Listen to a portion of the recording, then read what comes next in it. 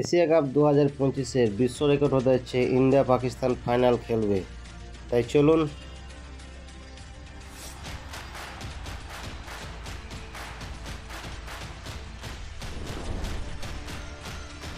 তো ইন্ট্রো শেষে আপনাদের কাছে ফিরে এসেছি।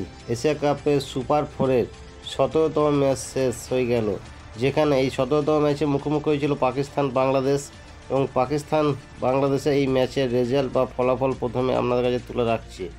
যেখানে প্রথম ইনিংসে ব্যাট করতে নেমে পাকিস্তান 135 রান করে 8 উইকেট হারিয়ে 20 ওভার শেষে এবং বাংলাদেশ 124 রান করে 9 উইকেট হারিয়ে 20 ওভার শেষে ম্যাচটি পরাজয় লাভ করে।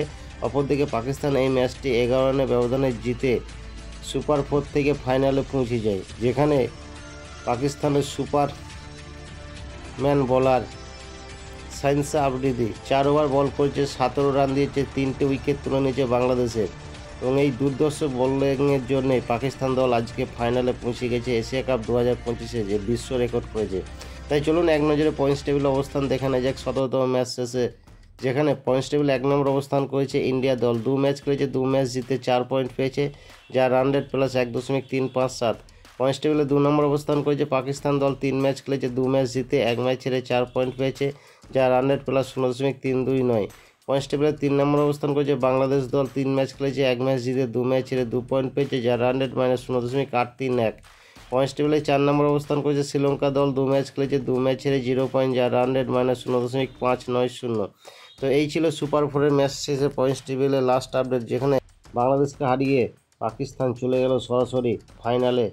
ইন্ডিয়ার সাথে ফাইনাল খেলছে সব থেকে এশিয়া কাপ 2025-এর বিশ্ব রেকর্ড।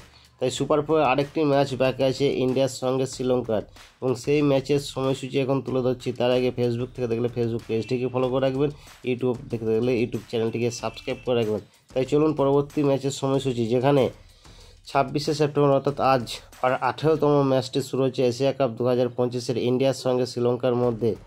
দুবাইয়ের ময়দানে রাত্রি 8টার সময় এই ম্যাচটি শুরু হবে, যেখানে সুপার 4-এর লাস্ট ম্যাচ বলা যেতে পারে, এবং এই ম্যাচের শেষে আগামী আপনাদের কাছে ফাইনাল ম্যাচের ফলাফল বা রেজাল্ট তুলে ধরব, যেটা শুরু হচ্ছে 28শে সেপ্টেম্বর।